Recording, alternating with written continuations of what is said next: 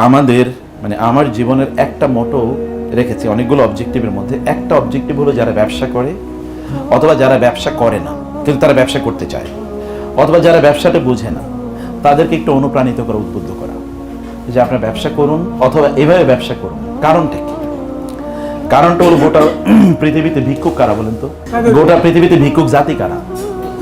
অধিকাংশ মুসলমানরা, অধিকাংশ ভিক্ষুক জাতি মুসলমানরা। আফ্রিকাতে যারা আছে তাদের কি অবস্থা, এশিয়াতে যারা আছে তার কি অবস্থা? আপনি বলেন পৃথিবীতে সবচেয়ে ধনী রাষ্ট্র কারা বলেন তো? ইউরোপ, আমেরিকা, চায়না, এগুলো কি একটা মুসলিম কান্ট্রি? তো কেন মুসলমানরা গরিব থাকবে? অথচ মুসলিমরা কি আল্লাহ সুবহানাহু ওয়া তাআলার ইবাদত করে না, আল্লাহর আনুগত্য করে না? যদি ধনী থাকার কথা কারো থাকে তাহলে কাদের থাকা উচিত? মুসলিমদের থাকা উচিত। মুসলিমরা কি হঠাৎ করে গরিব হয়েছে? আগ থেকে গরিব? তার মানে হঠাৎ করে গরিব হয়েছে? এর আগে তো মুসলিমরা গরিব ছিল না। মুসলিমরা গোটা পৃথিবীতে অর্থনৈতিকভাবে গোটা পৃথিবীকে নেতৃত্ব দিয়েছে 1200 বছর। কত বছর? 1200 বছর সারা পৃথিবীতে অর্থনৈতিক নেতৃত্ব দিয়েছে মুসলমানরা। ব্যবসা বাণিজ্য করেছে মুসলমানরা। যখন গোটা পৃথিবীর মানুষ ট্রেডিং বুঝতো না, ট্রেডিং যেমন আপনারা যেটা ট্রেডিং করেন, আমি বিজনেস পড়াই তো কিছু টার্ম আমি জানি। ট্রেডিং যারা করে, ম্যানুফ্যাকচারিং যারা করে, ডিস্ট্রিবিউশন যারা কাজ করে, এই কাজগুলো গোটা পৃথিবীতে 1200 বছর পর্যন্ত করেছে মুসলমানরা। আচ্ছা বলেন তো বাংলাদেশে ইসলাম কিভাবে এসে আপনি জানেন? এই যে আপনারা এখানে, আমরা যে মুসলমান বাংলাদেশে, কিসের মাধ্যমে ইসলাম এসেছে? কাদের মাধ্যমে? ওলিয়া আল্লাহ কয়জন এসে বাংলাদেশে? ব্যবসায়ী বণিকদের মাধ্যমে। বাংলাদেশে ইসলাম এসেছে কাদের মাধ্যমে? ব্যবসায়ী বণিকদের মাধ্যমে, ব্যবসায়ীদের মাধ্যমে, মার্চেন্টদের মাধ্যমে, বণিকদের মাধ্যমে। তারা কিভাবে? আপনি যদি আরবের জিওগ্রাফিক্যাল ম্যাপটা দেখেন, এখনই গুগলে সার্চ করে দেখেন, আরবকে বলা হয় জাজিরাতুল আরব, আরব উপদ্বীপ। আরব উপদ্বীপের 3 দিকে আছে পানি, একদিকে আছে কি? মাটি। ওই যে উত্তর দিকটা হলো না, উত্তর দিকটা হলো পুরাটা মানে মরুভূমি, একেবারে সিরিয়া পর্যন্ত পুরোটা মরুভূমি। আর এইদিকে পশ্চিম দিকে হলো লোহিত সাগর, আর দক্ষিণ দিকে হলো পার্সিয়ান গালফ, এই দিকে হচ্ছে পূর্ব দিকে হচ্ছে আরব সাগর, ওইদিকে ওমান সাগর আছে। আরব সাগরের সাথে কি আছে? ইন্ডিয়ান ওশান, যেটাকে বলে ভারত মহাসাগর বা ভারতীয় মহাসাগর। ভারত মহাসাগরের সাথে কি আছে? এই যে আমাদের বে অফ বেঙ্গল, কি বলে এটাকে? বঙ্গোপসাগর। ওইখান থেকে আরব সাগর হয়ে, ভারত মহাসাগর হয়ে, এই বঙ্গোপসাগর হয়ে, তারপরে আমাদের এই অঞ্চলের মানে যেটাকে চট্টগ্রাম আপনারা বলেন, চট্টগ্রাম শব্দটাই আসলে আরবি সাতি গাং। গং মানে কি? গাং মানে হচ্ছে নদী, যেমন আরবিতে আমরা বলি না গাং, গাং বলে কিনা আমাদের দেশে, বা গঙ্গা, গঙ্গা মানেই তো নদী। গাং মানে কি? নদী। আর সাতি মানে হচ্ছে, সাতি শব্দটি আরবি, সাতি মানে হচ্ছে উপকূল, নদীর উপকূল। আচ্ছা চট্টগ্রাম কি নদীর উপকূলে না? নদীর উপকূলে এই জায়গার নাম রাখছে মুসলমান। এবং এই অঞ্চল, এই কারণে চট্টগ্রাম, নোয়াখালী এই অঞ্চলের অধিকাংশ শব্দ দেখবেন আরবি শব্দ। যেমন বলে রেনি রইছে, রেনি মানে কি? রেনি মানে রাআনি। ইয়ান্দি যাও মানে এন্দি, এটা আরবি শব্দ। অধিকাংশ শব্দই কি? নোয়াখালী কেউ আছেন নাকি এখানে? হয়তো নোয়াখালী তাহলে বুঝবে। ইয়ান্দি, রেনি, all of this words are Arabic words. নামগুলো সব আরবি শব্দ। ওই অঞ্চল, বিশেষ করে চট্টগ্রামের লোকজন, চট্টগ্রামে কেউ আছেন এখানে? দেখবেন চট্টগ্রামের লোকজন আছে, অনেকে আছে, চট্টগ্রামের লোকজনে দেখবেন একটা অ্যারাবিক ভাব আছে, কথাবার্তার মধ্যে অ্যারাবিক উচ্চতা। সবাই এরকম মোটা তাজা এরকম হয়? সবাই না, যারা অরিজিনাল ওইখান থেকে এসছে। কারণ ওইখান থেকে আরবের লোকরা ব্যবসা করতে আসতো। ব্যবসা করতে কোথায় জানেন? ব্যবসা কেবল বাংলাদেশে তারা করতেন, ব্যবসা করতে ওই যে ইন্দোনেশিয়া, মালয়েশিয়া কোথায়, কত দূরে। ওইখানকার প্রায় অধিকাংশ মানুষই মুসলমান। কিভাবে হলো? কোথায় আরব আর কোথায় ইন্দোনেশিয়া, কোথায় মালয়েশিয়া, কোথায় সুমাত্রা দ্বীপপুঞ্জ, এই সকল অঞ্চলের মানুষ কিভাবে মুসলমান? এরা মুসলমান হওয়ার একটাই সূত্র, তা হলো আরব বণিকরা আরব দেশে তারা জিনিস বানাইতো, বিক্রি করতো ইন্দোনেশিয়া, মালয়েশিয়াতে। মধ্যখানে তারা স্টেশন বানাইছে কোথায়? কি? বাংলাদেশকে। যেমন গোটা পৃথিবীর এখন ব্যবসার কেন্দ্র কোথায়? কোন জায়গা থেকে গোটা পৃথিবীর ব্যবসা নিয়ন্ত্রণ হয়? সিঙ্গাপুরে আছে কি? সিঙ্গাপুর কখনো আপনি দেখেছেন? সিঙ্গাপুরের সাইজ দেখেছেন কখনো? ছোট্ট একটা জায়গা, আসলে আছে কি কেবল নদীর উপকূলে দেশটা, আর কিচ্ছু না। মানে পৃথিবীর যত জাহাজ আছে জাহাজগুলো এখানে শিপ করতে পারে, মানে শিপগুলো এখানে কি ওখানে পোর্ট করতে পারে, নোঙ্গর করতে পারে। কেবল নোঙ্গর করার কারণে ওইখানে শুধু অফিস আদালত, বিশাল অট্টালিকা দেখবেন, কিচ্ছু কোনো কিছু উৎপাদন। আপনি সিঙ্গাপুরে কি উৎপাদন হয় খুঁজে দেখেন তো।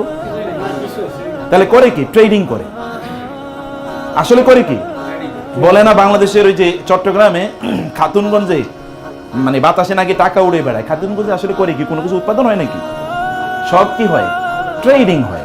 পোর্ট থেকে জিনিস আসে, এখানে একটা হয়তো এরকম একটা চেয়ার নিয়ে কেউ বসে আছে, ও প্রতিদিন হয়তো 1000 কোটি টাকা বিক্রি করছে, আপনি হয়তো খেয়ালও করেন এইরকম একটা চেয়ার টেবিল নিয়ে বসে আছে। এর চেয়ে কিছু না। তার অফিসে গেলে আপনার মনে হতো ফকির মনে হয়, কিন্তু ও কিন্তু এর মধ্যে 2000 কোটি টাকা বিক্রি করে ফেলছে। এই যে ট্রেডিং করেছে মুসলিমরা ট্রেডিং করেছে, পৃথিবীর এই জায়গার পণ্য ওই জায়গায় পৌঁছে দিয়েছে, ওই জায়গার পণ্য ওই জায়গায় পৌঁছে দিয়েছে। এর মধ্যে তারা তাদের মূল্যবোধকে, তারা তাদের ধর্মকে নিয়ে এসছে। আমরা তো ধর্মকে ধারণ করি না। তখনকার মুসলমানরা ধর্মকে কি করতো? ধারণ করতো। তারা দেখলে মনে হতো মুসলিম। যখন সে কথা বলতো তখন তার আচরণের মধ্যে হতো কি? ইসলাম থাকতো। সে ব্যবসা কেবলমাত্র টাকার ধান্দায় করতো না, তার ব্যবসার একটা বড় পার্সপেক্টিভ ছিল, একটা লক্ষ্য ছিল, উদ্দেশ্য ছিল। কেন আমার সম্পদ লাগবে, এই কারণে তার একটা উদ্দেশ্য ছিল। এই কারণে যখন তিনি ব্যবসা করতেন তখন অন্য কোনো লোক এসে তার কাছ থেকে পণ্য কিনতে এসে দেখতো যে এই লোক এত ভালো, এই ভাই আপনি কোন ধর্ম, আপনি কোথাকার? আমি ওই দেশের। আপনি এত ভালো কিভাবে বলেন? আমার ধর্ম আমাকে শিখিয়েছে। আপনার ধর্মের নাম কি? ইসলাম। তাহলে আমাদেরও আপনি মুসলমান বানিয়ে নেন, আমরাও আপনার মতো ভালো হতে চাই। কির মাধ্যমে হচ্ছে বলেন তো? ব্যবসায়ের মাধ্যমে। আমি অনেকক্ষণ ওয়াজ নসিহত করে গেলাম, আপনার মাঝে এই কান দিয়ে ঢুকলো ওই কান দিয়ে বের হয়ে গেল, কিন্তু যখন আপনার সাথে আমি আচরণ করব, আচরণে যখন আপনি অভিভূত হবেন তখন বলবেন এই লোকটা পড়লো কোথায়, শিখলো কোথায়, এর বংশ কি, তখন আপনি এগুলো খোঁজা শুরু করে দেবেন। আদারওয়াইজ বক্তৃতা দিয়ে গেছে, বক্তৃতা তো সবাই ভালো দিতে পারে, বাঙালি তো বেশি ভালো বক্তৃতা দেয়। তাইলে আরব বণিকরা গোটা পৃথিবীতে ইসলাম পৌঁছে দিয়েছে। আমেরিকাতে ইসলাম পৌঁছেছে আরব বণিকরা। আমরা বলি আমেরিকা আবিষ্কার করেছে কে? কলম্বাস। আমেরিকাকে আবিষ্কার করেছে বলে না কলম্বাস, কিন্তু কলম্বাসের 477 বছর আগে মুসলমানরা আমেরিকা গিয়েছে। কলম্বাসের কত আগে? 477 বছর। কিন্তু এটা আমরা জানি না, কারণ ইতিহাস লিখছে ইউরোপিয়ানরা, খ্রিস্টানরা। আমাদের নাম ওরা বাদ দিয়ে দিয়েছে, এই কারণে আমরা এটা জানি না। যাই হোক, আমি বলছি তাইলে কেন ব্যবসায়ীদেরকে কেন উদ্বুদ্ধ বা অনুপ্রাণিত করা দরকার? এটা একটাই মাত্র কারণ, তা হলো আপনি যদি ব্যবসায়ী হন তাহলে আপনি আপনার সাথে ইসলাম নিয়ে যাবেন। ব্যবসায়ীর সবচেয়ে বড় দায়ী, দাওয়াতি কাজ সবচেয়ে বেশি কারা করতে পারে? ব্যবসায়ীরা করতে পারে। এখন বলেন তো, গোটা পৃথিবীতে লোকেরা, অধিকাংশ লোকই খ্রিস্টান হয়ে যাচ্ছে, কি কারণে বলেন তো? এখন গোটা পৃথিবীতে অধিকাংশ লোকই খ্রিস্টান হয়ে যাচ্ছে, কারণ আপনি খ্রিস্টান হলে টাকা পয়সা পাবেন, খ্রিস্টান হলে একটা ভালো জীবন যাপন করতে পারেন। ওরা ব্যবসা করছে, সব মানুষ। আমাদের ইউনিভার্সিটি স্টুডেন্টরা বলে, স্যার আমরা যদি আল্লাহরই সত্যিকার অর্থে আনুগত্য করি, আল্লাহ যদি আমাদেরকে ভালোবাসেন, আমরা আল্লাহকে ভালোবাসি, তাহলে গোটা পৃথিবীতে আমরা সব জায়গায় মার খাচ্ছি কেন? আচ্ছা, এখানে এই যে মায়ানমারে মার খাই আমরা, এই যে কাশ্মীরে আমরা মার খাচ্ছি, এই আফগানিস্তানে কিছুদিন আগে মার খেয়েছে, ইরান কিছুদিন আগে মার খেলো, এরপরে কি আপনার গাজায় তো প্রতিদিনই মার খাচ্ছে, আফ্রিকাতে প্রতিদিন মার খাচ্ছে। কোন জায়গায় মুসলমানরা মার খাচ্ছে না? অথচ মুসলমানরা কার ইবাদত করে? তাহলে আল্লাহ তাআলা মুসলমানদেরকে রক্ষা করার কথা না? রক্ষা করার কথা কিনা? তো তাহলে মুসলমানরা তো সব জায়গায় মার খাচ্ছে, তাহলে প্রবলেমটা কোথায়? প্রবলেমটা কোন জায়গায় আসলে? এটা আমাদেরকে এটা অবশ্যই খুঁজে বের করা দরকার, সমস্যাটা আমাদের কোন জায়গায়।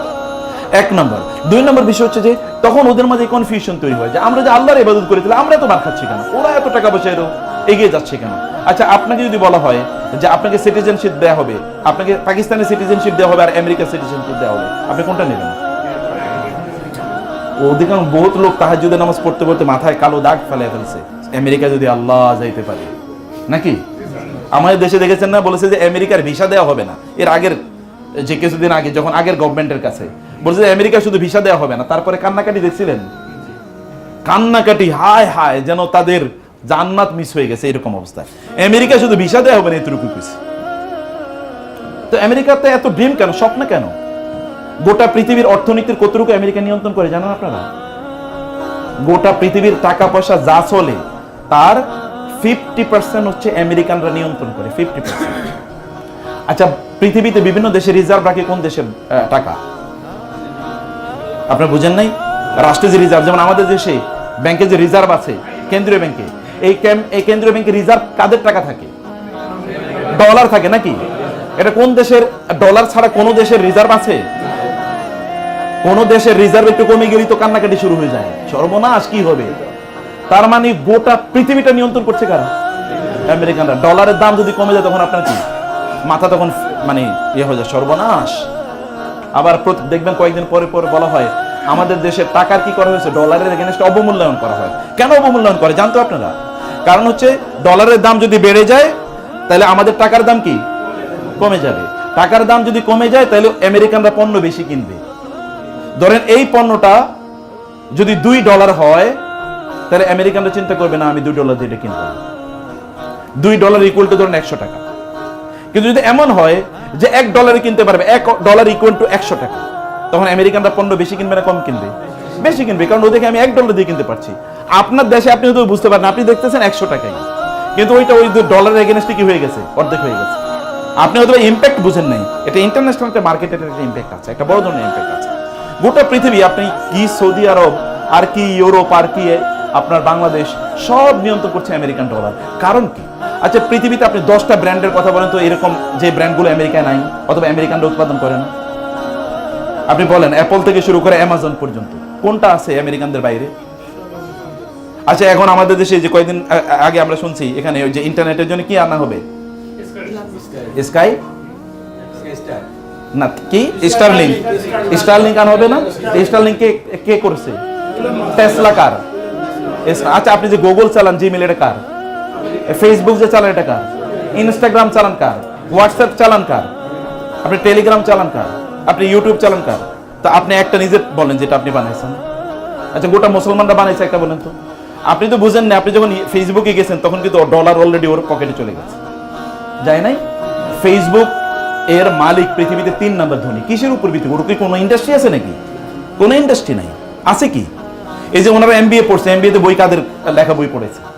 আপনার ছাত্র, আপনাদের ছেলেমেয়েরা যদি কোনোদিন কেউ যদি ইঞ্জিনিয়ারিং পড়ে থাকে তাহলে দেখেন তো ইঞ্জিনিয়ারিং বই কারা লিখছে। মার্কেটিং আপনারা পড়েছেন কেন? মার্কেটিং ফিলিপ কটলারের নাম শুনেছেন তো? কে সে? বাংলাদেশি না? হ্যাঁ, আমেরিকান গুরু তো নাই তো, মার্কেটিং এর গুরু সে তো। পৃথিবীর এমন কোন বিজনেস বিবিএ বা এমবিএ পড়ানো হবে ফিলিপ কটলারের বই ছাড়া? এটা কি সম্ভব? তাহলে ফিলিপ কটলারের বই বিক্রি করে তো ওরা কত হাজার কোটি টাকা ইনকাম করে নিয়ে গেছে, শুধু একটা বই বিক্রি করে হাজার হাজার কোটি টাকা। তাহলে আপনি বলেন তো, আপনি এরকম একটা বই বাই করতে পারলো তো? ঠিক আছে, আমি এটা বের করেছি। তাহলে আমরা যে বলেছি আমেরিকানরা নিয়ন্ত্রণ করে, আপনি ধ্যানে মনে জ্ঞানে সবকিছু কিন্তু আপনি আমেরিকান। আরেকটা দেশের কথা বলি, তার নাম হচ্ছে কি ইহুদিরা, ইসরায়েল। ইসরায়েলের ক্ষমতা কি জানেন আপনারা?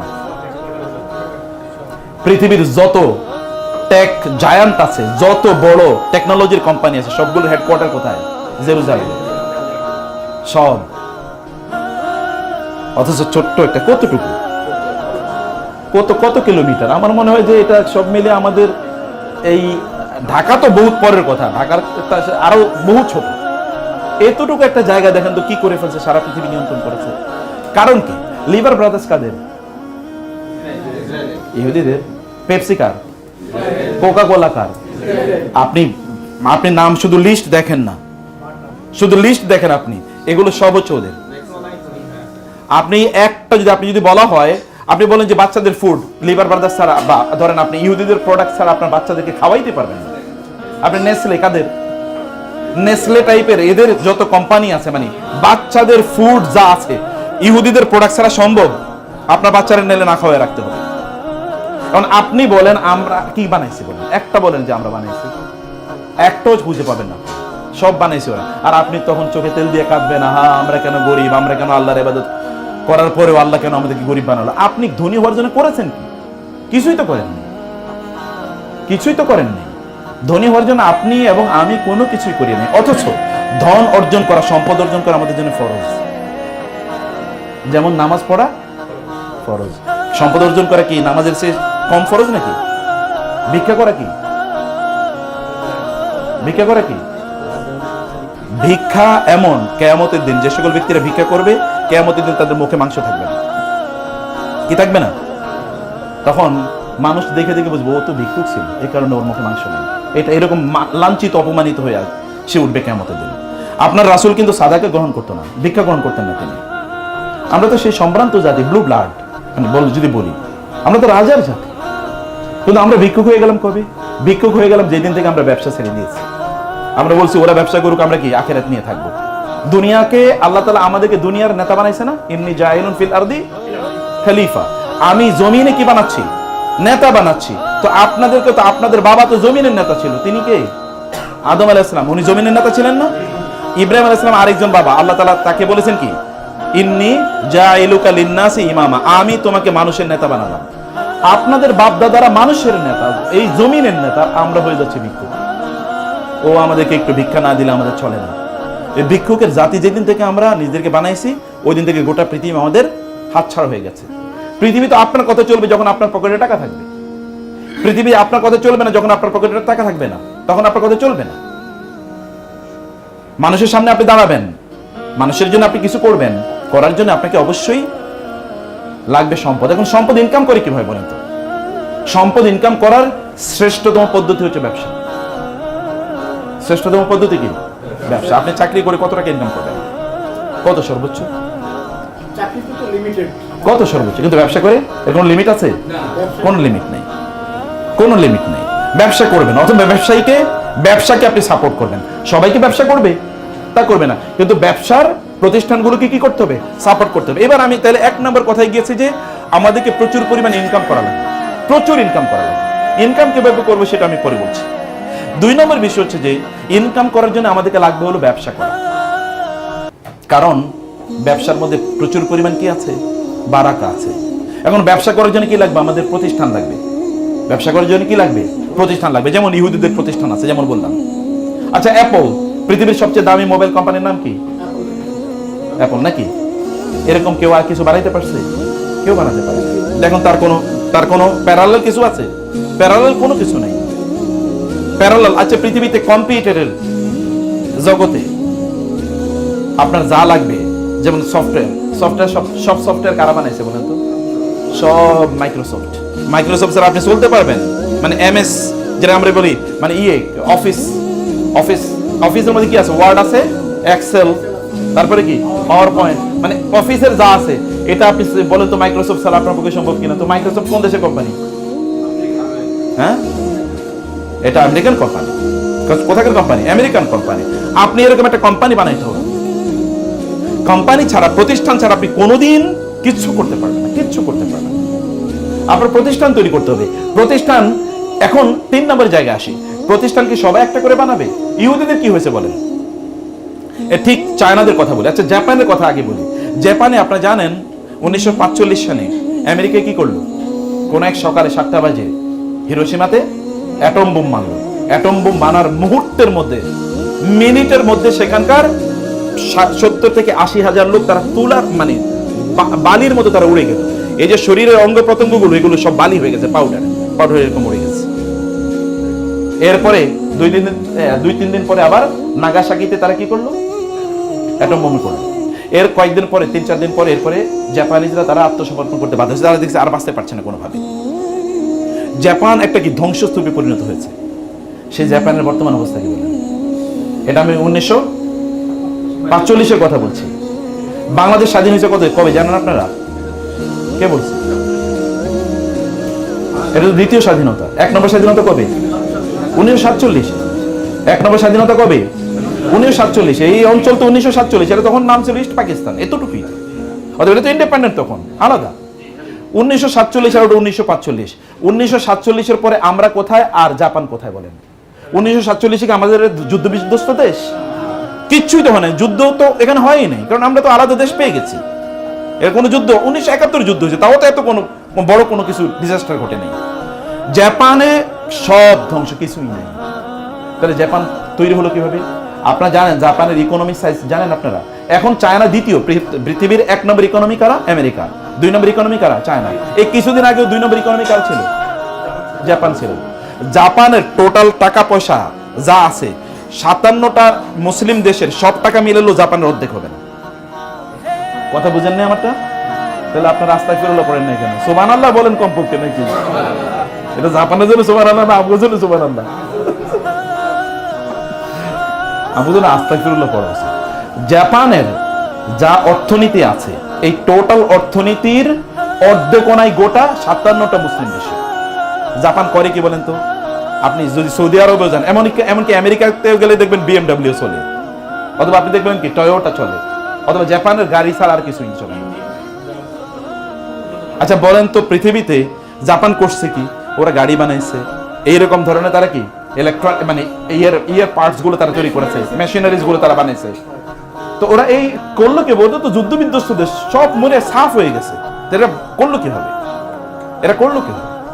এরা তখন জাপানের পরবর্তী গভর্নমেন্ট যারা সরকার যারা আসছিল, অথবা এরকম কিছু লোক, যে আপনাদের মতো আমাদের ফরিদ ভাইয়ের মতো এরকম কিছু লোক তারা একত্রিত হয়েছে। তারা একত্রিত হয়ে তারা চিন্তা করলো কি করবে। কিছু লোকের তারা প্রশিক্ষণ দেবে। কোথায় প্রশিক্ষণ দেবে? লোক নাই, তারা পাঠালো আমেরিকা, যাও ওইখানে প্রশিক্ষণ নিয়ে আসে। ইউরোপে যাও, ওইখানে প্রশিক্ষণ নিয়ে আসে। রাষ্ট্রীয় দেশে কিন্তু অর্থনৈতিক অবস্থা খুবই খারাপ, কিন্তু কিছু টাকা হয়ে যা আছে এটা দিয়ে একজনের পাঠালো, যাও ওইখানে যাও, গিয়ে সেখান থেকে ট্রেনিং নিয়ে আসো। ট্রেনিং নিয়ে আসার পর তোমাকে আমাদের টাকা দিয়ে পাঠিয়েছি, তোমাকে আমার দেশে ফিরে আসতে হবে। তুমি ওইখানে থাকলে 10,000 টাকা বেতন পাইতে, আমরা তোমাকে 12,000 টাকা বেতন দেবো। ট্রেনিং তুমি নেবা, আমার টাকা দিয়ে তুমি ট্রেনিং নেবা, কিন্তু তুমি ফিরে আসবা, ফিরে এসে আমার এখানে চাকরি করবা, কিন্তু তোমাকে দেবো কত বেতন? ওইখানে যা পাইতে তার চেয়ে আমি তোমাকে 2,000 টাকা বেতন বাড়াই দেবো। কিন্তু তোমার কাজ হবে চাকরি করা না, আমার এখানে এসে তুমি যা শিখছো এটা শিখাইবা অন্যদেরকে। ট্রেনিং, তুমি যা শিখেছো এটা এসে তুমি যা শিখেছো এরকম 10 জন লোকের শেখাবা। এই 10 জন আর 10 জন, এই 10 জন আর 10 জন, গোটা জাতি কি টেকনিক্যালি স্কিল, গোটা জাতি টেকনিক্যালি স্কিল। গত পরশু আমাকে একজন ইউনিভার্সিটির প্রফেসর বলছেন, আমি যেহেতু ইউনিভার্সিটির প্রফেসর, তো একজন প্রফেসর বললো যে উনি একটা দোকানে গিয়েছে হলো ওষুধ কেনার জন্য। তো ওই দোকানের যে ওষুধ বিক্রি করে তার জিজ্ঞেস করলো কি, তোমাকে তো দেখতে স্মার্ট মনে হয়, পড়াশোনা করেছো কোথায়? বলো স্যার আমি একটা প্রাইভেট ইউনিভার্সিটি, খুব নামি দামি প্রাইভেট ইউনিভার্সিটি থেকে ফার্মাসিতে বিএসসি করেছে। ফার্মাসিতে, ফার্মাসিতে তুমি বিএসসি করছো, এখানে তুমি ওষুধ বেচো, ওষুধের দোকানে বসে বেতন পাও কত? বলে স্যার 15,000 টাকা। তো তুমি এরকম চাকরি করো, এটার জন্য তো ফার্মাসিতে পড়াশোনা করার প্রয়োজন নেই। বলে স্যার কি করবো, কোনো চাকরি পাই না, অতএব যেটা পাইছে এটাই করতেছে। পড়েছে কোথায়? ফার্মাসিতে। ও তো এখন একটা ফার্মাসি, একটা কোম্পানি, ফার্মাকোলজি, ফার্মাসিউটিক্যাল কোম্পানি দেওয়ার কথা, কারণ ও তো পড়াশোনা করেছে কিভাবে হাউ টু ম্যানুফ্যাকচার মেডিসিন, কিভাবে ওষুধ বানাবে এটা পড়ার কথা, এটা সে শিখেছে, ওখানে পড়াশোনা করেছে। কিন্তু আয়সা করতেছে কি? আপনি দেখেন যারা বিবিএ পড়ছে, আপনারা এখানে অনেকে হয়তো থাকবেন, পড়ছে বিবিএ, কিন্তু এখন গিয়ে হোটেলের ওয়েটার, অথবা ধরেন হোটেলে এমনি ওই যে ওষুধ ইয়াতে লেখে আছে, ভাউচার লেখে, পড়েছে বিবিএ। তো বিবিএর সাথে ভাউচার লেখার কি সম্পর্ক? ভাউচার লেখার জন্য কি বিবিএ পড়ার প্রয়োজন আছে? তাহলে প্রবলেমটা কোথায়? স্কিল ডেভেলপ করে নেই আমাদের, ডেভেলপ করে নেই কি স্কিল, মূলত স্কিলের অভাব।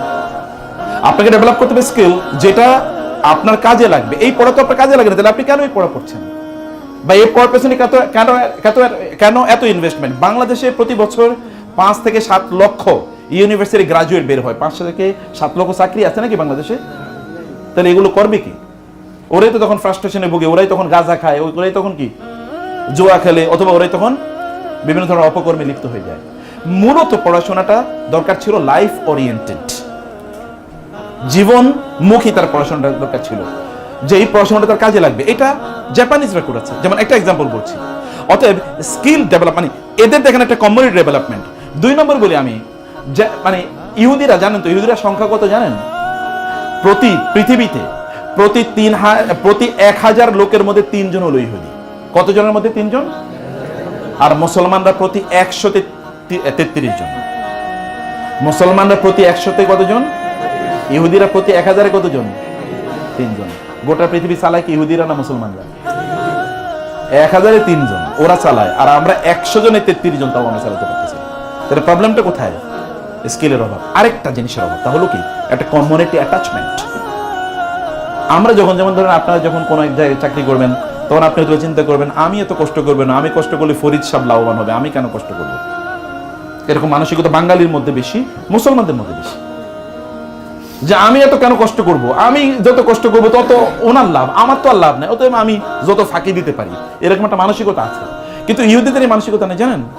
ইহুদিরা যদি এখানে থাকে, ওই যে বলে না সব শিয়ালের একরা, শিয়াল যদি এখানে ডাক দেয় তাহলে ওইখানকার শিয়াল আমি আছি কিন্তু তোর সাথে। ওইখানে কিন্তু ও আওয়াজ দেয়। ইহুদিরা যদি এখানে থাকে, এইখানে একটা ইহুদি, ও প্রয়োজন 10 কিলোমিটার গাড়ি ড্রাইভ করে যাবে, ওই জায়গায় আরেকটা ইহুদি দোকান আছে, ওর দোকান থেকে পণ্য কেনার জন্য। এবং এখানকার ইহুদি সে চিন্তা করবে আমার টাকা ইনভেস্টমেন্ট করা দরকার, কার সাথে টাকা ইনভেস্টমেন্ট করব, আরেকটা ইহুদি কোথায় আছে খুঁজে বের করে। আর আমরা মুসলমানরা আমরা কি করি বলেন? হ্যাঁ, আমরা তখন ওনার কিভাবে, উনি মুসলমান, ওনার কিভাবে ক্ষতি হবে, উনি কিভাবে ডাউন হবে, উনি উঠে যাচ্ছে, এটা হচ্ছে বানরের জাতির মতো। বানরের অবস্থা, আপনার একটা গল্প বানরের বলি। বানরের গল্পটা হলো কি, এক জায়গায় বানর কিন্তু কলা খুব পছন্দ করে, তো এক জায়গায় বানরের কলা খাওয়ানোর জন্য কতগুলো বানর, 10টা বানর একটা জায়গায় একসাথে রাখা হলো একটা রুমে, এটা গবেষণা করবে বানরের চরিত্র কি। ওইখানে কলা ঝুলিয়ে রাখা হলো এবং এরকম একটা টেবিল দেয়া হলো। তো 10টা বানরই বসে আছে, সবাই কলার দিকে তাকাচ্ছে, কেউ কলা খেতে যাচ্ছে না। একটা বানর চিন্তা করলো, কি সবাই বসে আছে, কলা খাবেন, এটা কেমন কথা হলো। এই বানর টেবিলের উপর লাফ দিয়েছে, লাফ দিয়ে যখন কলা ধরতে যাবে তখন বাকি 9 বানর ওরে জাপড়ে ধরে ওর পাটায় না ধরছে। এই বানর মনে করলো যে ওরা নিজেরাও খায় না, আমারও খাইতে দিচ্ছে না, ঘটনা কি। এই বানর মনে করলো মনে হয় আমি ওদেরকে কোনোভাবে ডিস্টার্ব করছি, কারণ ওরা আমার উপর খুব বিরক্ত, আমার খেতে দিচ্ছে না। ও গিয়ে বসে আছে। পাশের বানর মনে করলো ও মনে হয় একটু দুষ্ট টাইপের, আমি তো ভালো, আমি তো কারো ক্ষতি করি নাই, আমি এবার কলা খাইতে পারি। সে এবার লাফে উঠছে কলা খাওয়ার জন্য। এখন ওই যে বাকি যে 8টা আছে, ওই 8টা আর যেটা কিছুক্ষণ আগে চিন্তা করলো আমারে কেন ধরলো, আমি তো কিছু বুঝি নাই, ও সহ বাকি 9টা আবার এটাই না ধরছে, তুই কলা খাইতে পারবি না। এবং এইভাবে সবটাই 10টাই কি করেছে, কলা খাওয়ার জন্য গেছে, 10টারই বাকি 9টা টাই না ধরছে, তুই কলা খাইতে পারবি না। এখন যিনি পরীক্ষা করছেন উনি চিন্তা করলেন মনে হয় সবগুলি দুষ্ট, আচ্ছা এখান থেকে একটা বানর সরাই, একটা বানর সরাই আরেকটা নতুন বানর দিই, দেখি এটা চরিত্র কি। এখন নতুন বানর এখানে আইসা দেখার পরে কি কলা এখানে, কিন্তু এরা সব বসে আছে, কেউ কলা খায় না, ঘটনা কি। নতুন এই সবার দিকে একটু তাকিয়ে, তারপরে সে লাফ দিছে কলা খাওয়ার জন্য। যখন সে কলা খেতে গেছে তখন ওই বাকি 9টা ওরে টাইনা নামিয়ে দিচ্ছে, কলা খেতে পারবে না। এই চিন্তা করলো ঘটনা কি, আমি তো কিছুই বুঝি না আসলে কি, এরা খাচ্ছে মানে খেতেও দিচ্ছে না। এরপরে উনি একটা একটা করে বাকি 9টাই বানর পরিবর্তন করলো। ওই নতুন যখন আসে ও তখন কলা খেতে যায়, ওই বাকিরা ওরে কলা খাইতেই দেয়, সব কলা ওইখানে ইনটেক, কিন্তু একটা বানর খেতে পারে না। আমাদের চরিত্রটা হলো এরকম, আপনি নিজেও করবেন না, অন্য কেউ করতে দেবেন, এটা আমাদের মানসিকতা। কিন্তু মানসিকতা কি হচ্ছে, আপনি ক্ষতি করছেন কার, গোটা মুসলিম জাতির, নিজের তো করছেনই, গোটা মুসলিম জাতির ক্ষতি করছেন। আপনার একটা প্রতিষ্ঠান যদি লিভার ব্রাদার্সের মতো তৈরি হয়ে যেত, অথবা একটা অ্যাপলের জন্য, অথবা একটা IBM এর জন্য মতো যদি একটা প্রতিষ্ঠান তৈরি হতো, তাহলে গোটা পৃথিবীর মুসলমানরা কি অর্থনৈতিকভাবে তারা শক্তিশালী হয়ে যেত, অর্থনৈতিকভাবে তারা শক্তিশালী হয়ে যেত। কিন্তু আমরা তো সেটা করতে দিই না, আমরা দেখেন ওদের পণ্য কিনবো কিন্তু মুসলমানদের পণ্য কিনবো না। আপনি গেলেই দেখেন এটা কি ইউরোপিয়ান পণ্য কিনা, তাইলে আপনার আর যেটা কোনো মুসলমানদের বানানো পণ্য হয়, তাইলে বাংলাদেশের আপনি বাজারে শার্ট কিনতে গেলে বাংলাদেশি শার্ট, এটা মেড ইন বাংলাদেশ, এটা কিনবেন, মেড ইন ইন্ডিয়া এরপরে কিনবেন। কিন্তু আমেরিকা দিকে ওই মেড ইন বাংলাদেশটি আপনি কি আমেরিকান ব্র্যান্ডে, যারা ব্র্যান্ডে আপনি কিনে নিয়ে আসতেছেন, ওই একই জিনিস এটা কিনতেন এখানে 100 টাকা দিয়ে, ওইখান থেকে 10,000 টাকা দিয়ে কিনবেন, এই যে দেখছেন নতুন জিনিস, এটা হাইফাই এই ব্র্যান্ডের জিনিস কিনছে, অথচ এটা কিন্তু আপনার এখানে তৈরি হয়েছে, আপনি এখানে মূল্য দেন না, কিন্তু ওইখানে কি আপনি মূল্য দিয়েছেন। এখন সমস্যাটা কোথায়, আমাদের মেন্টালিটি। আমরা প্রকৃত অর্থে আমরা প্রতিষ্ঠান তৈরি করি না, প্রতিষ্ঠানগুলো যেগুলো তৈরি ওগুলোকে আমরা সাপোর্ট করি না। আমি ইহুদিদের কথা বললাম, চাইনিজদের ঘটনা কি আপনারা বলেন তো। আচ্ছা চাইনিজরা কেন গোটা পৃথিবী এখন অর্থনৈতিক দিক থেকে তারা নিয়ন্ত্রণ করে, যদিও চাইনিজ জিনিসের মান, সব জিনিসের মান এক সমান না, তারা কিছু কিছু জিনিস তৈরি করে যেগুলো আমেরিকান স্ট্যান্ডার্ডের। আর আমেরিকার এখন প্রায় সকল কি প্রোডাক্টেরই আছে, তার মানে ম্যানুফ্যাকচারিং সেন্টার কোথায়, চায়নাতে। যেমন অ্যাপল ম্যানুফ্যাকচার, মানে টেকনোলজি আমেরিকান কিন্তু ম্যানুফ্যাকচারিং চায়না। অতএব এখানে মানে তুচ্ছতাচ্ছিল্য করার কোনো কিছু নেই। আপনি জানেন 1988 আমেরিকার বেইজিং এ, মানে সরি চায়নার বেইজিং এ 1988 চায়নার বেইজিং এ এরকম বেশি গাড়ি টাড়ি দেখা যেত না, প্রাইভেট কার হতে পারে 2-4, কদাচিৎ 2-4, 5টা 10টা এরকম দেখা যেত। তখনও ঢাকা শহরে প্রাইভেট কারের জ্যাম লাগে, যখন ওদের কি নাই গাড়ি নাই তখনও এখানে জ্যাম লাগে। আর এখন প্রতিদিন চায়নাতে মফস্বল মানে গ্রামগুলোতে যেই পরিমাণ বিল্ডিং তৈরি হয়, এই সব পরিমাণ বিল্ডিং যদি একত্রিত করা হয় তাহলে কয়েকটা ঢাকা সিটির সমান। প্রতিদিন চায়নাতে যে পরিমাণ ডেভেলপমেন্ট হয়, এরকম সব ডেভেলপমেন্টকে একত্রিত করে এটা ঢাকা সিটির বড় হয়ে যাবে, সিটির চেয়ে বড় হয়ে যাবে, এত বড়। এবং গ্রাম অঞ্চলের এখন ওদের যারা কৃষকরা BMW চালায়, অথচ আমরা কিন্তু 98-এর কথা বলছি। 98-এ ঢাকায় তখন ট্রাফিক জ্যাম লাগে, এটা হচ্ছে প্রাইভেট কারে। আমরা কোথায় পিছিয়ে আছি? এই চাইনিজরা কি কাজ করেছে? যেখানে চাইনিজরা আছে ওরা সব কি একসাথে ব্যবসা করে।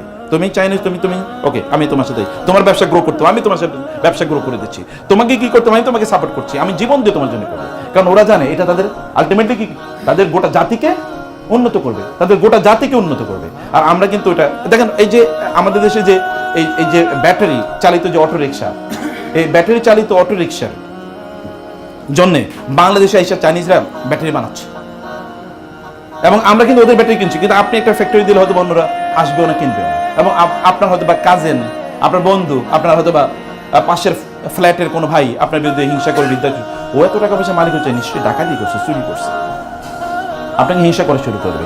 আমাদের সত্যি করতে প্রতিষ্ঠানগুলো ডেভেলপ করা দরকার, প্রতিষ্ঠানগুলো বড় করা দরকার। যদি আমরা প্রতিষ্ঠানগুলো বড় করি তাহলে আলটিমেটলি আমরা সবাই উপকৃত হবে। সবচেয়ে বেশি উপকার কার হবে? মুসলিম উম্মাহ লাভবান হবে। আচ্ছা, ভালো মানুষের হাতে টাকা থাকলে কি লাভ না লস বলেন তো? আচ্ছা, যদি ফরিদ ভাইয়ের টাকা থাকে তাহলে উনি কি একটা সিনেমা হাউস বানাবে? উনি কি করবে? উনি হয়তো মাদ্রাসা করে মসজিদ করবে। সেটা যদি নাও করে তাহলে আরেকটা বড় কি ইন্ডাস্ট্রি করবে। ওই ইন্ডাস্ট্রিতে আপনার একটা হালাল ইনকামের ব্যবস্থা থাকবে। আপনি তখন ধরেন অ্যাপলে চাকরি করে, তখন আপনি বলেন আমি অ্যাপলে চাকরি করি। আমাদের দেখবেন বিভিন্ন সময় বলে ও এখন কি ওই যে মানে ফেসবুকের যে মেটা, বলছে ও মেটায় চাকরি করে। কয়েকদিন আগে দেখলাম আমাদের বাংলাদেশের এক লোক, সে বলে ডিজনিতে চাকরি করে, আমেরিকার ওই যে ক্যালিফোর্নিয়াতে যেখানে ওই সিনেমাগুলো তৈরি হয়, অঞ্চলটার নাম কি? হলিউড। হলিউড তো একটা এরিয়ার নাম বলতো। এই হলিউডের একটা মানে ফ্যাক্টরি ইন্ডাস্ট্রির নাম হলো ডিজনি চ্যানেল যেগুলো আপনি দেখেন, ওইখানে ওই ডিজনিতে তিনি টেকনিশিয়ান হিসেবে ডেভেলপ করেছেন, মানে জয়েন করেছেন। এই কারণে পুরো বাংলাদেশ সেলিব্রিটি, কারণ এটা এরকম দামি প্রতিষ্ঠান। তো এখন আপনাদের যদি স্ট্যান্ডার্ড মার্কেটিং কোম্পানি যদি এরকম একটা প্রতিষ্ঠানে রূপান্তরিত হয়, তখন তো আপনি বলতে পারবেন আমি এমন একটা প্রতিষ্ঠানে চাকরি করি। ও প্রতিষ্ঠান কি কেবলমাত্র প্রতিষ্ঠাতারা বানিয়েছে? কেবলমাত্র প্রতিষ্ঠাতারা করেছে? নো, প্রতিষ্ঠাতারা করে নাই। করেছে কারা? অন্যান্যরা, সাপোর্ট টিম, সাপোর্ট স্টাফ, তারা মিলে এটা কাজ করেছে। আপনি দেখেন অ্যামাজন কি কাজ করেছে? আমরা কোনোদিন চিন্তা করেছি যে বাজারে গিয়ে পণ্য কিনবো না? আমরা কিনবো কি অনলাইনে, মোবাইলে বলবো যে এটা তুমি আমার বাসায় খাবার পৌঁছে দাও, অথবা আমার বাসায় বইটা পৌঁছে দাও। এটা কোনোদিন কেউ চিন্তা করেছে? কেউ চিন্তা করে না। অ্যামাজন চিন্তা করলো যে আমি এটা করবো।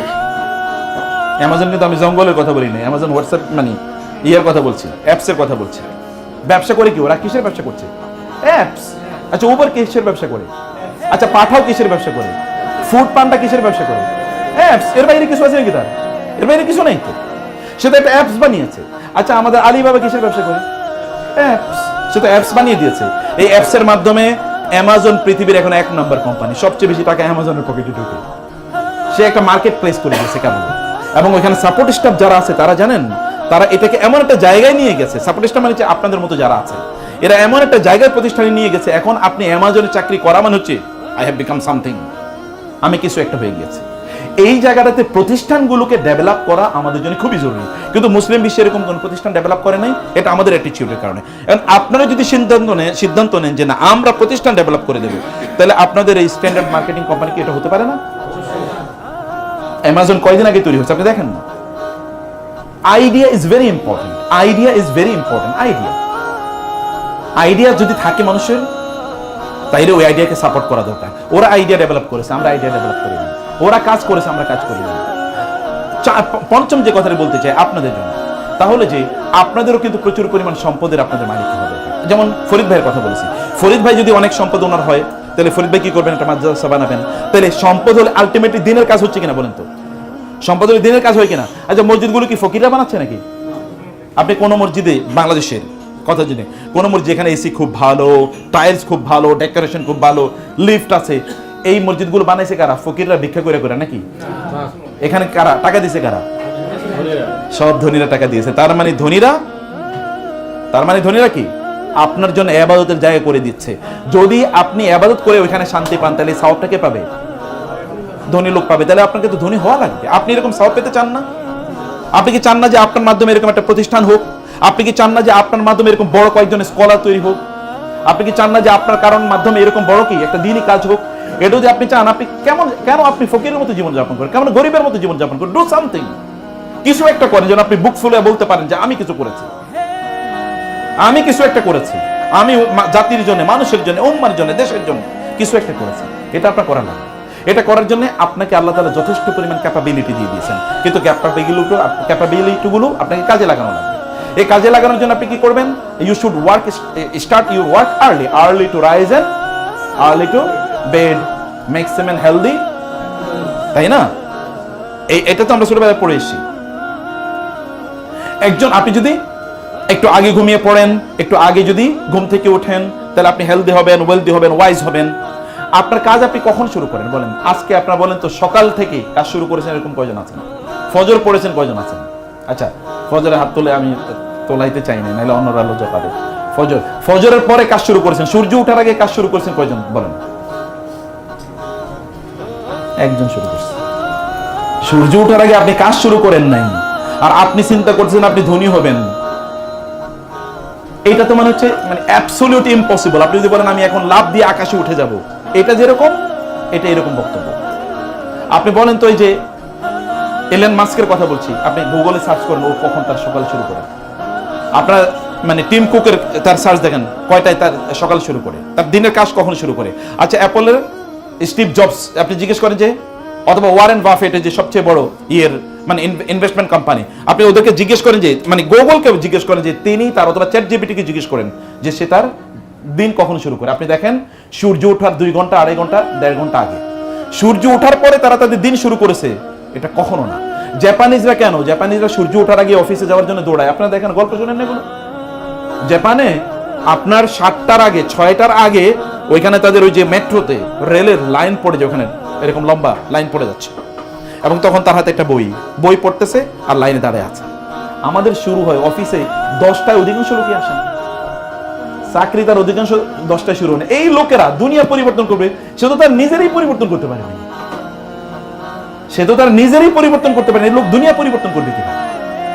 আপনাকে দুনিয়া পরিবর্তন করার জন্য আপনাকে কি, আপনি এখন দেখেন ফেসবুকে, আপনার যদি, যেমন আপনারা আমাকে চেনেন হয়তো অনেকে ফেসবুকের কারণে, ফেসবুক যদি না থাকে তাহলে আপনারা কেউ আমার চিনতেন না। এক্সাম এরকম অবস্থাটা এরকম না?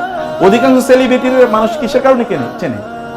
ফেসবুক অথবা অনলাইনের কারণে চেনে। অনলাইন না থাকলে কে চিনতো আমাদেরকে? কেউ চিনতো না। তো ফেসবুক যে ছেলেটা বানাইলো, জাকারবার্গ, সে করছে কি? সে একদিন ইউনিভার্সিটিতে বসে চিন্তা করলো, আমি আসলে করব কি, আমি করা উচিত কি? আচ্ছা, আমার বন্ধুদের সাথে একটা সবার সাথে যেন কানেক্টেড থাকতে পারে এরকম একটা অ্যাপস বানাইলো। দেখছেন কি করছে এখন? অ্যাপসটা গোটা পৃথিবীর ম্যাসমারাইজ করে ফেলছে। শুধু ওইখানে বসে চিন্তা করেছে। আপনি চিন্তাও করেন না, অধিকাংশ লোক চিন্তাও করে না। এটা একটা গরু ছাগলের মতো জীবনযাপন করে, খাই দাই ঘুমাই আর টয়লেটে যাই, খাই দাই ঘুমাই আর টয়লেটে যাই। আপনি কখন চিন্তা করবেন? আপনার ব্রেনটা তো সবচেয়ে বেশি ফাংশনাল থাকে কখন? সকালবেলা। আপনি তখন সকালবেলা কাজও করেন না, আবার সকালবেলা চিন্তা করেন না। সকালবেলা আপনাকে কাজ করতে হবে, আপনাকে চিন্তা করতে হবে। একজন সাহাবী রাসূল সাল্লাল্লাহু আলাইহি ওয়াসাল্লাম বলেছেন, আল্লাহ তাআলার কাছে দোয়া করেছেন, হে আল্লাহ, আমার উম্মার সকালবেলার কাজের মধ্যে তুমি বরকত দাও। যিনি এই হাদিসটি বর্ণনা করেছেন, ওই সাহাবী, তিনি বলছেন, রাসূলুল্লাহ সাল্লাল্লাহু আলাইহি ওয়াসাল্লাম যখন এই কথা আমাকে বললেন, আমি যখন তার কাছ থেকে শুনলাম, শোনার পর থেকে, তিনি ছিলেন ব্যবসায়ী। তিনি বললেন যে আমি আমার ব্যবসার কাজটা, আমার লোকগুলোরে আমি বাজারে পাঠিয়ে দিতাম, আমার পণ্যগুলো নিয়ে সকালবেলা সবার আগে। তখন বাজারে কোনো লোক নাই, কিন্তু তারপরে আমি পণ্য পাঠিয়ে দিতাম। আমার লোকেরা পণ্য বিক্রি করে যখন বাসায় আসতো, তখন অন্যরা বাজারে যাইতো, আর এর মাধ্যমে আমি আমার গোটা অঞ্চলের সবচেয়ে বড় ধনী মানুষে পরিণত হয়ে গেলাম। কাজ করছে শুধু শুরু করছে কি? সকালবেলা কাজ শুরু করছে। এখন আপনি স্টার্ট ইউর জব আর্লি। ফজরের পরে শুরু করেন, ফজরের পরে ঘুমকে হারাম করে দেন যে আমি ফজরের পরে ঘুমাবো না। আপনি 5 বছর কাজ করে দেখেন কি হয়। আপনি 5 বছর, আমি একটা ইউনিভার্সিটির প্রফেসর, সেই ইউনিভার্সিটির যিনি প্রতিষ্ঠাতা, উনি এখন 42টা প্রতিষ্ঠানের মালিক। এক একটা প্রতিষ্ঠান ধরেন 10,000 20,000 কোটি টাকা তার টার্নওভার হয়, কোন প্রতিষ্ঠান এরকম আছে। এই ভদ্রলোক যখন ইউনিভার্সিটিতে পড়ে, তখন তিনি বলেছেন যে আমি ভবিষ্যতে কি হতে চাই। তাহলে তিনি চিন্তা করেছেন এবং তিনি লিখছেন, আমি ভবিষ্যতে এটা হতে চাই, এটা হতে চাই, এটা হতে চাই, এটা করতে চাই, এটা করতে চাই, এটা করতে চাই। এখনো তিনি ওই কাজই করেন। এর মধ্যে তিনি 42টা প্রতিষ্ঠান বানাইছেন। আপনি বলেন তো, আপনারা কি করবেন, কি করতে চান, কি হতে চান? কে লিখেছেন এর মধ্যে? কে চিন্তা করেছেন? আপনি সিদ্ধান্ত নেন, আগামী 5 বছরে আমি এই কোম্পানিটাকে আমি এই জায়গায় নিয়ে যেতে চাই, আমার পজিশনটা আমি এই জায়গায় নিয়ে যেতে চাই, আমার সেলসটাকে আমি এখন 1 কোটি টাকা, আমি এটাকে 10 কোটি টাকায় রূপান্তরিত করতে চাই। এটা করা সম্ভব না? আপনি কাজ করে দেখেন, আপনি যান, দৌড়ান, বলেন, আপনি প্রতিষ্ঠানকে এসে বলেন, স্যার এই প্রোডাক্টের বেশি কি ডিমান্ড বাজারে, ওদের কোয়ালিটি আমাদের কোয়ালিটি এরকম বাড়ানো দরকার। You just give feedback every day, you research the market, আপনি রিসার্চ করেন, গবেষণা করেন, ভাবেন, চিন্তা করেন, অন্যদিকে নিয়ে কম্পেয়ার করেন, এবং you make your company the market leader. আপনার এই জায়গাটাতে আপনার যে ইলেকট্রনিক আইটেম নাকি, হ্যাঁ ইলেকট্রনিক নাকি ইলেকট্রিক আইটেমে আপনার মার্কেট লিডার হয়ে যান। আমাদের চোখের সামনে তো কত বড় কোম্পানি ছোট থেকে বড় হয়ে গেছে। কোম্পানি কি বড় হয়ে শুরু করে নাকি? ছোট যেগুলো এগুলো বড় হয়, যেগুলো বড় হয়ে শুরু করে এগুলো কি কোনোদিনও, যেমন ধরেন গাছ হয় কি থেকে, গাছ থেকে গাছ হয় কি থেকে, বীজ থেকে না, বিশাল একটা গাছ, বড় গাছ আইনা যদি রোপণ করা হয় তাহলে এটা গাছ হবে, আর এটা কয়েকদিন পরে মরে যাবে। আপনি বড় একটা গাছ আইনা এক জায়গা থেকে এনে আরেক জায়গায় রোপণ করলেন, এটা বাঁচবে?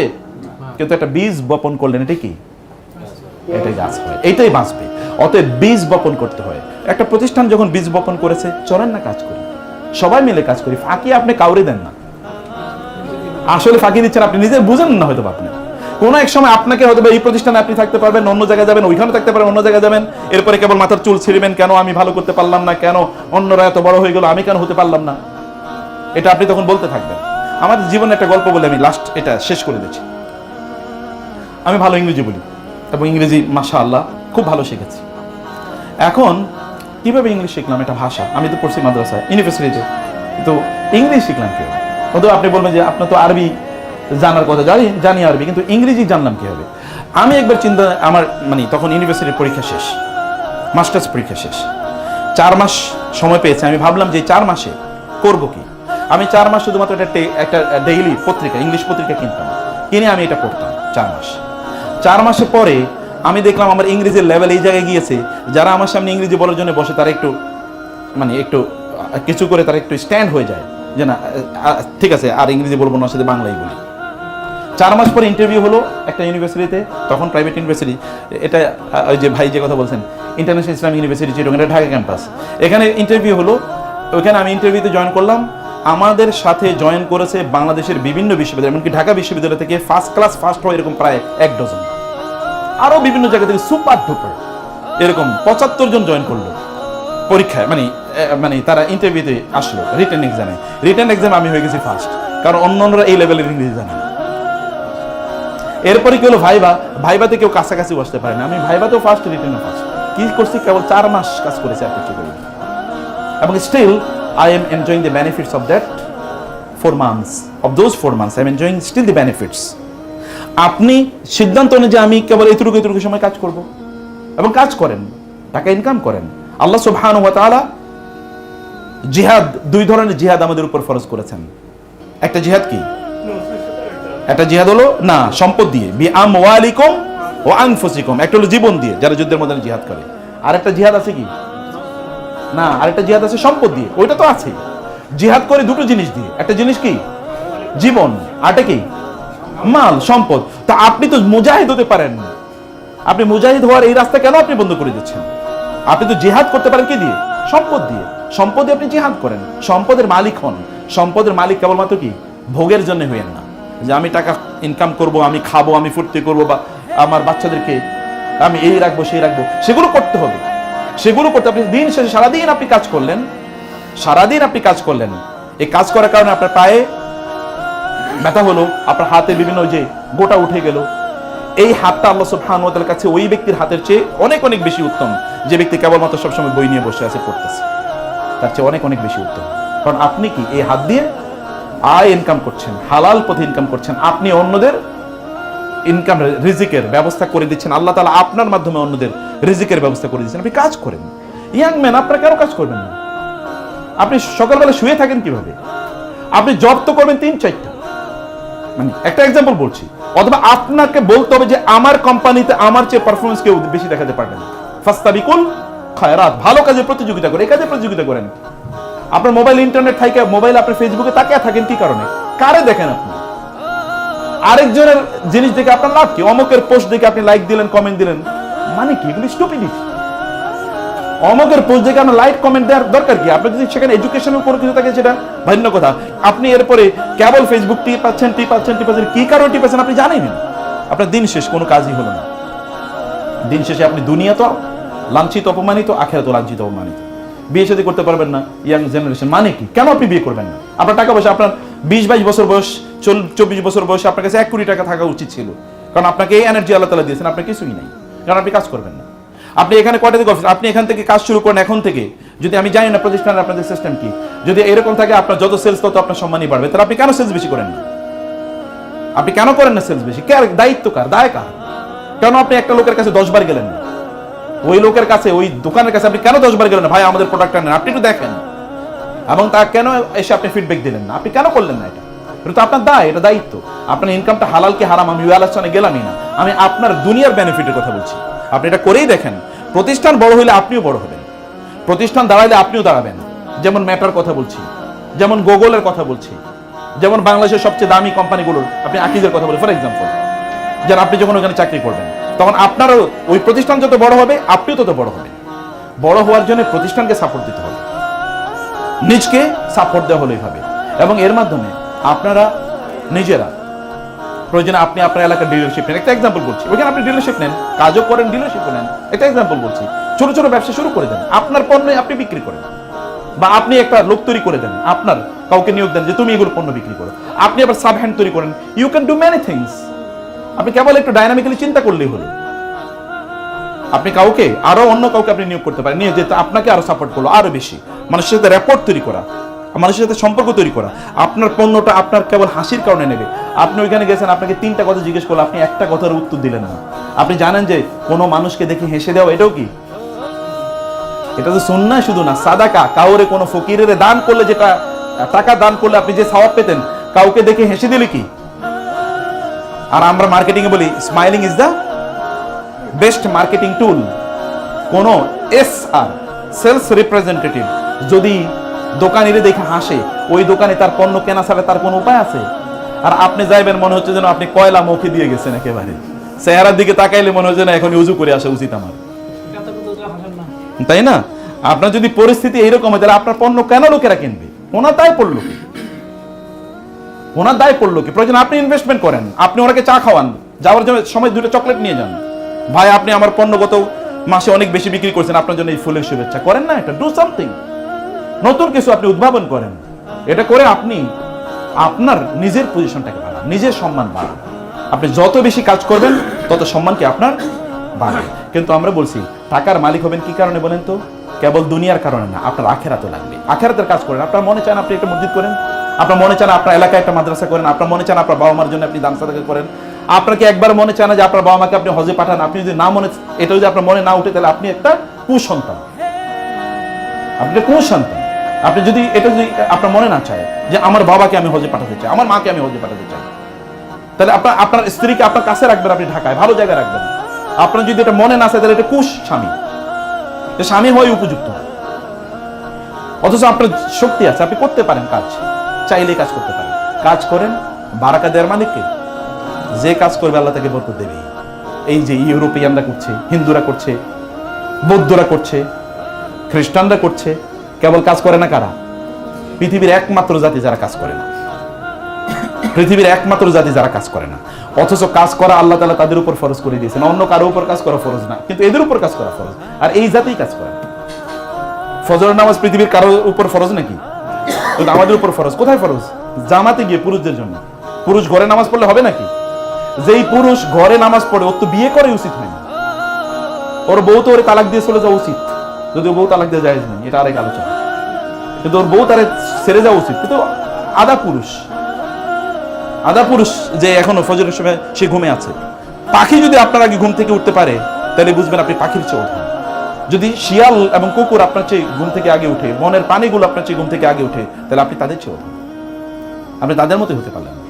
তোমার ছেলে জাগলে মাগো রাত পোহাবে, তবে আপনাকে জাগতে হবে, তাইলে রাত পোহাবে ইনশাআল্লাহ। তাহলে আপনারা উম্মার জন্য সম্পদ হন, আপনার ভালো ব্যবসায়ী হন, আপনার ভালো কর্মী হন। লোকেরা আপনাকে দেখে প্রশংসা করুক, ও is a man, good worker, good performer. অন্যরা আপনাকে দেখে ঈর্ষা করুক, বলুক, বেঞ্চমার্ক হিসেবে আপনাকে নেক, যে না ওনার মতো। আপনি মার্কেটিং সম্পর্কে পড়াশোনা করেন, প্রচুর পরিমাণ ইউটিউবে ফ্রি ভিডিও আছে, প্রচুর শুনুন কি করতে হবে, প্রচুর প্রচুর ব্যাপক পরিমাণ। সময় নষ্ট করবেন না। সময় নষ্ট যারা করে তারা তো শয়তানের সবচেয়ে বড় ভাই, আপন ভাই। অন্যরা তো শয়তানের খালতো ভাই, কিন্তু এরা শয়তানের আপন ভাই। ইন্নাল মুবাযযিরিনা কানু ইখওয়ানা শায়াতিন। শয়তান একবার তার মজমাকে নিয়ে বলছে যে আমরা মানুষের পথভ্রষ্ট করতে চাই, কেমনে পথভ্রষ্ট করতে পারবো বলো। শয়তান চেলা চামুন্ডরে নিয়ে বলছে, একটা পিচ্চি একেবারে পিছনে বসে আছে, বলে স্যার আমার একটা প্ল্যান আছে। সে তো ছোট, সে বলছে যে আমি আসলে বললে আপনি কি মনে করবেন, সবাই এত ভালো ভালো প্ল্যান দিছে। তো বলছে তোমার প্ল্যানটা কি কও? বলে যে আপনি মানুষের ঘড়িটারে উলট পালট করে দেন, ঘড়িরে উলট পালট করে দিলে তাহলে মানুষ সব শেষ হয়ে যাবে। বলে মানে কি, আমি তো বুঝি নাই, ঘড়ি উলট পালট করে দেওয়া মানে কি? বলে তার টাইমগুলো এলোমেলো করে দেন, কখন ঘুমাবে, কখন উঠবে, কখন খাবে, কখন কাজ করবে, কোনো কিছু যেন ঠিক মতো না চলে। এটা করে দেন, তাহলে দেখবেন এগুলো সব পাগলের মতো ঘুরতে থাকবে। বলে তুই তো ভালো আইডিয়া দিছিস, তোর এখন কি দাও, নোবেল প্রাইজ দেওয়া হোক। এবং ওই আইডিয়াতে এখন সারা পৃথিবীর মানুষ চলতেছে, মুসলমানরা সবচেয়ে বেশি চলতেছে ওই আইডিয়া অনুসারে। দেখেন আপনার কোনো টাইমিং ঠিক নাই, আপনি বলতে পারবেন না যে আমি ডেইলি সকালে ঘুম থেকে উঠি। আপনার তো সেলসম্যান আপনি বা এসআর, আপনি সিদ্ধান্ত নেবেন সকাল 10টার আগে আমার সেলসের সকল কাজ শেষ, এরপরে আমি ফুরফুরা ভাবে চলবো সারাদিন।